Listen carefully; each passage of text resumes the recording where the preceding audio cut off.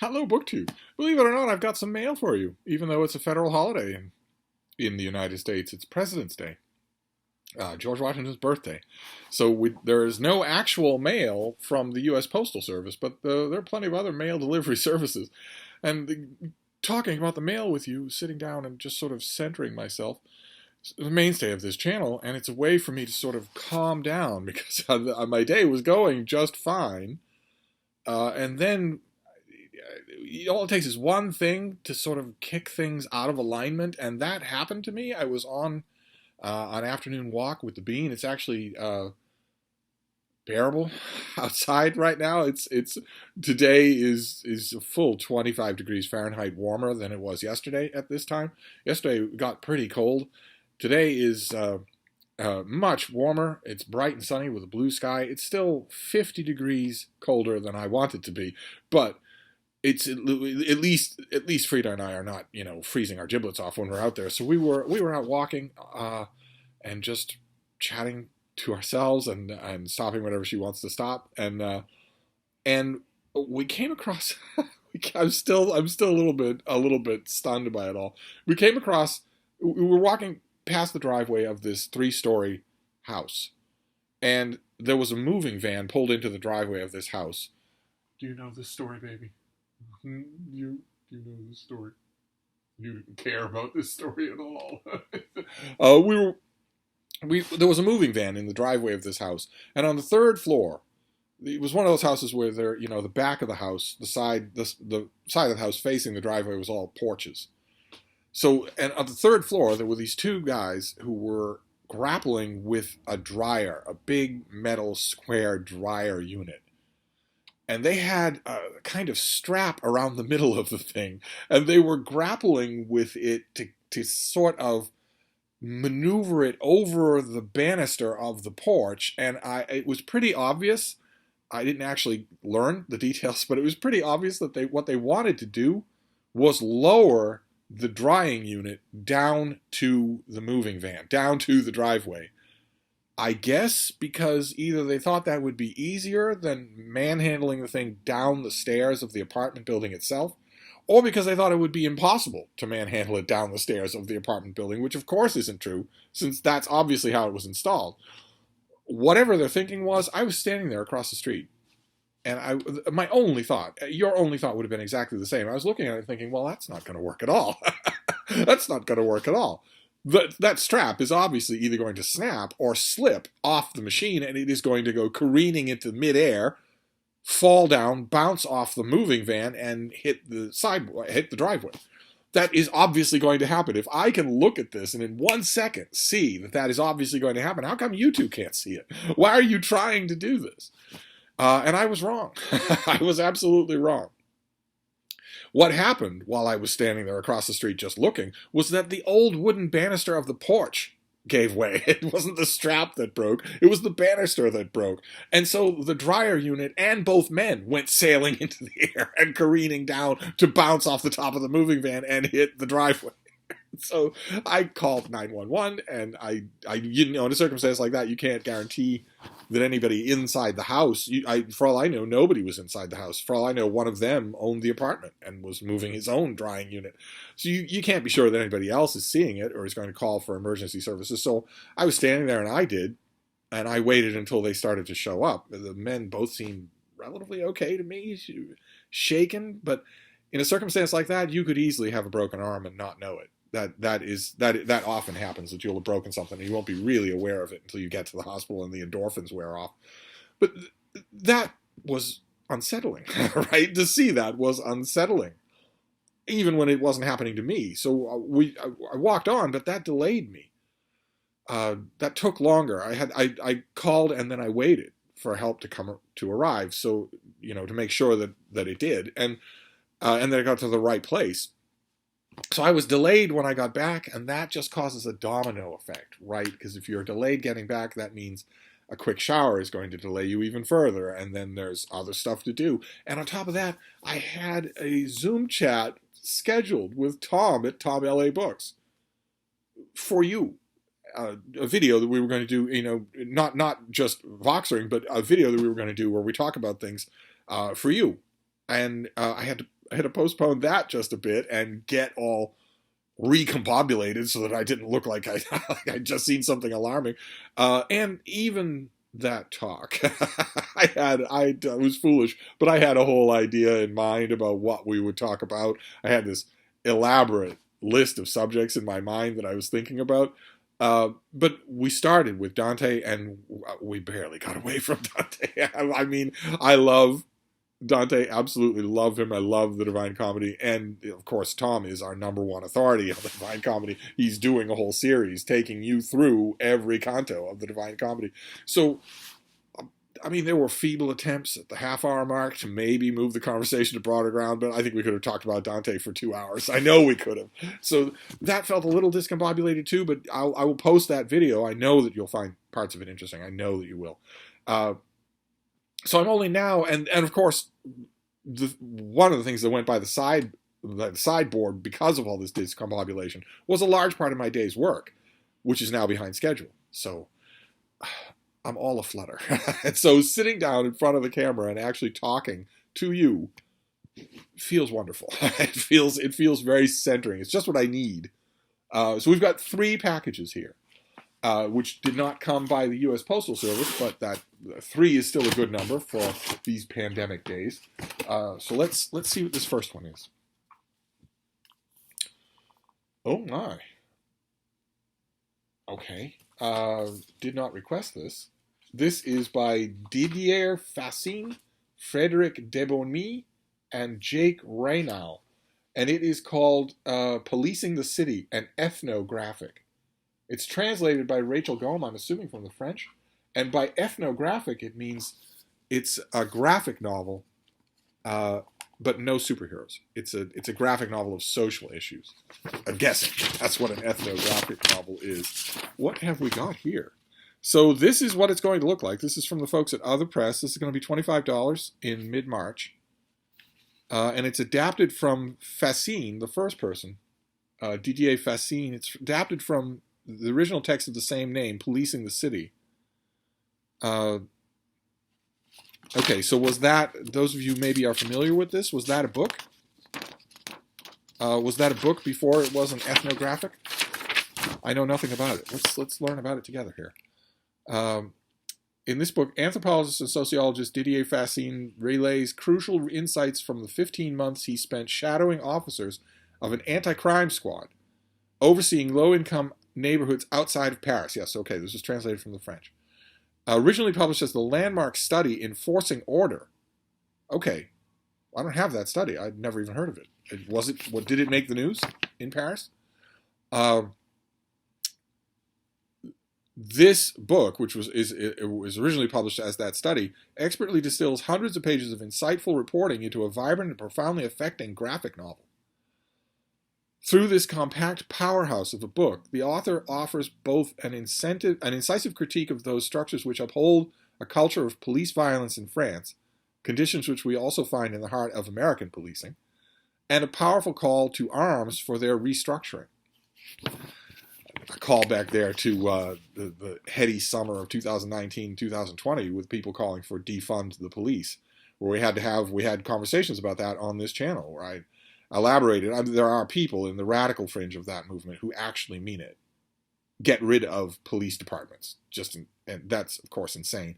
And but there are a whole bunch of people, myself included, who mean that as an easy slogan for something along the lines of study the funding of your police. Is it justified? I asked you the question, I think 2 years ago on this channel. I said, if you live in a large urban area, especially in America, does your police department have a tank? If they do, they will have bought it surplus from the U.S. government from Iraq or Afghanistan. But they shouldn't.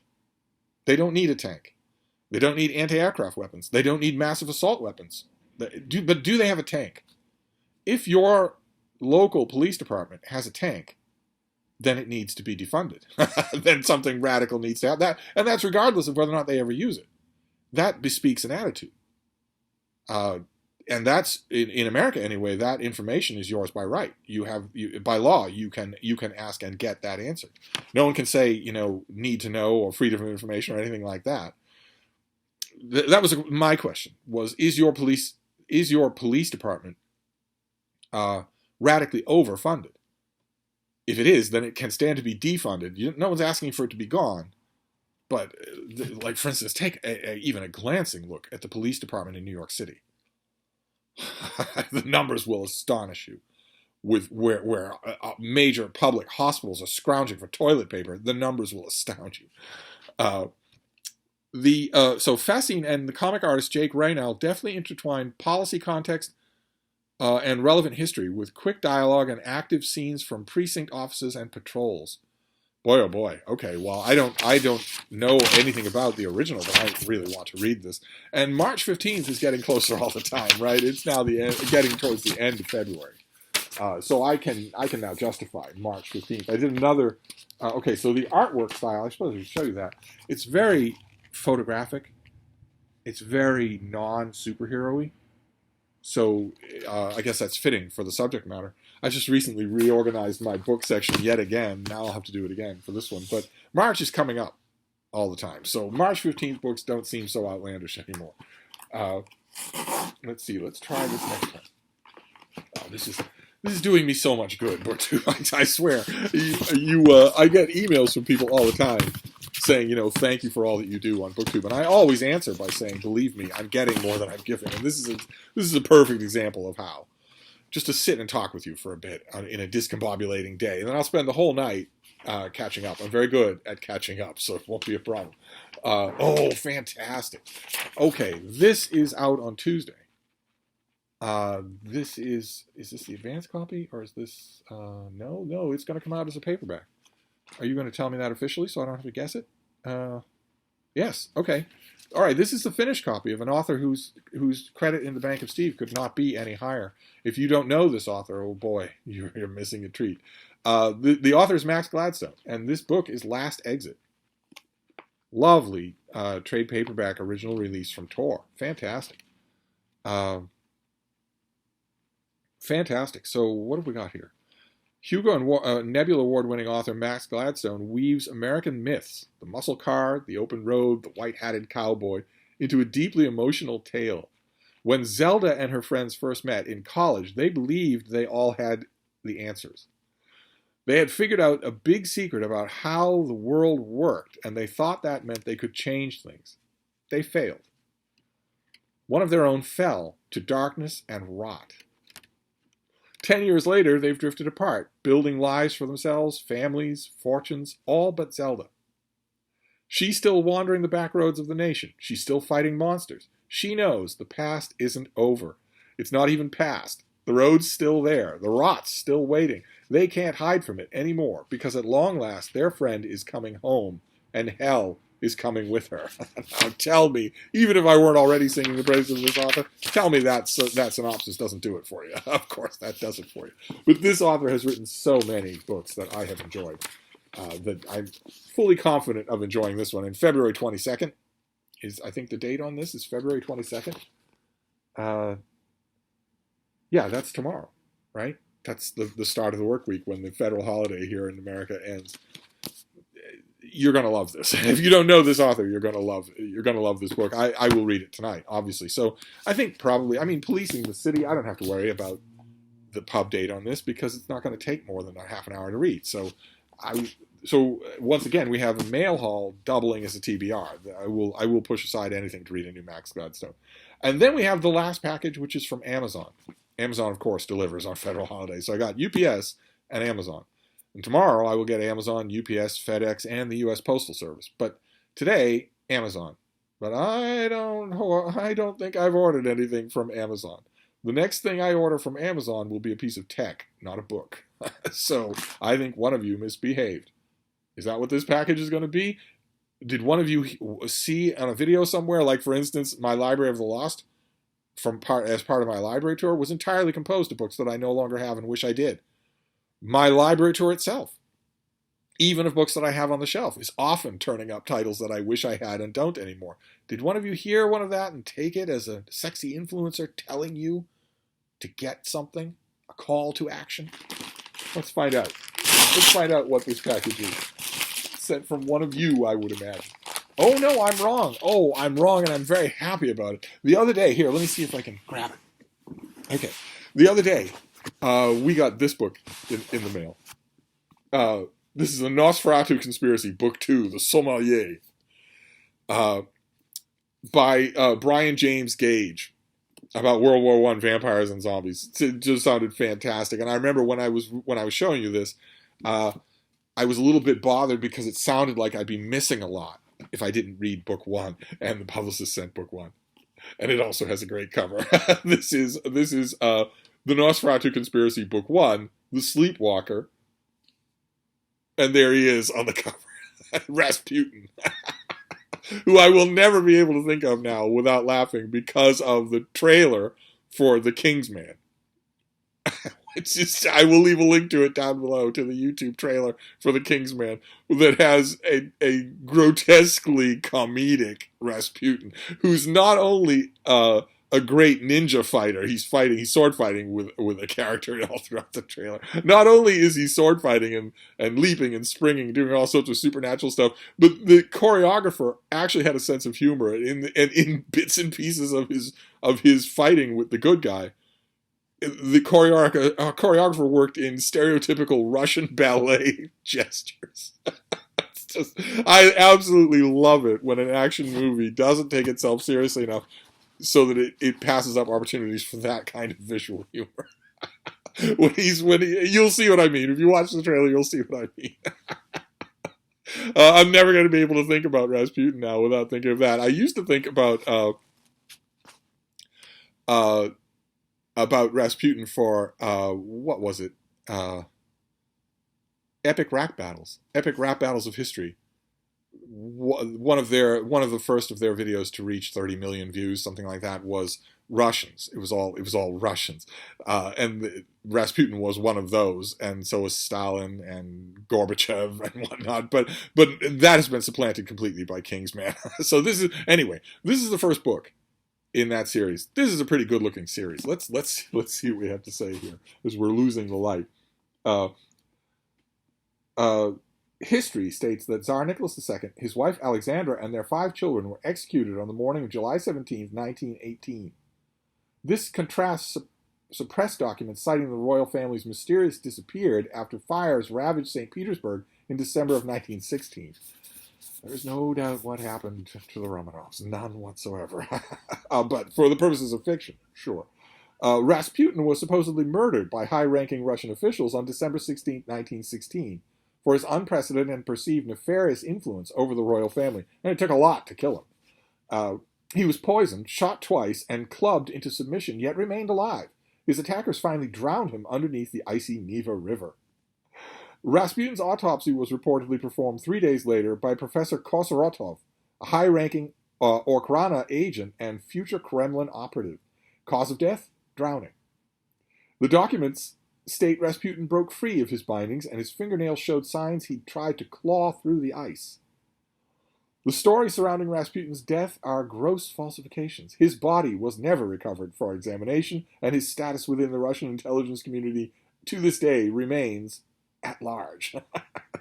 This is the true story of Rasputin's paranormal coup d'etat and his conjuring of ancient vampires that destroyed St. Petersburg, Russia in December of 1916. History is a lie. The truth will be exposed. I'm so on board. I don't know who this author is, but I am so on board with his warped imagination. This sounds like so much fun. This sounds like the perfect introduction. I was tempted to read The Sommelier, the second book.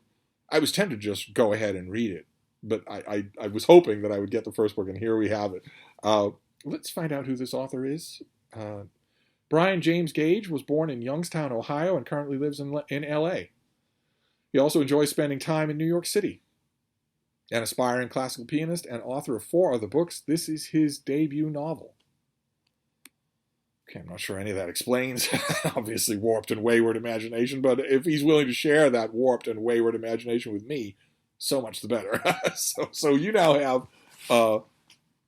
we now have both of these volumes. Fantastic. So I am now free to start. This is the new book that you can see there, the self-published banner that goes around it, not for resale, because this isn't out yet. This comes out, did we say March?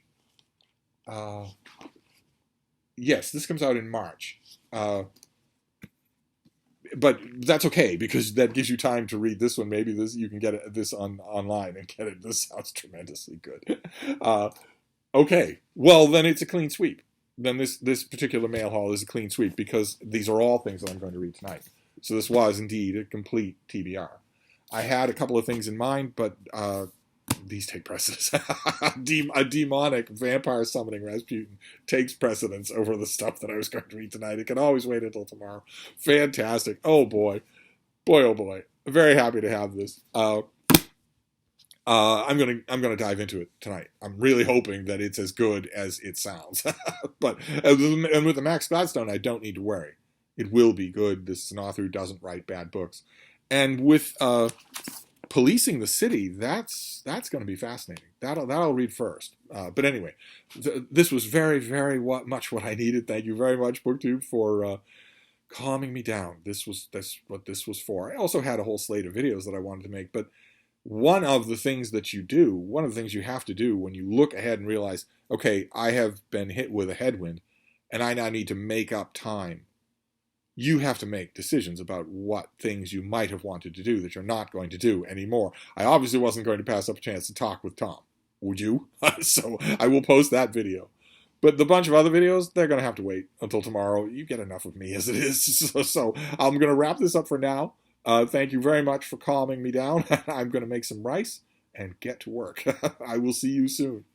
Thank you, Booktube.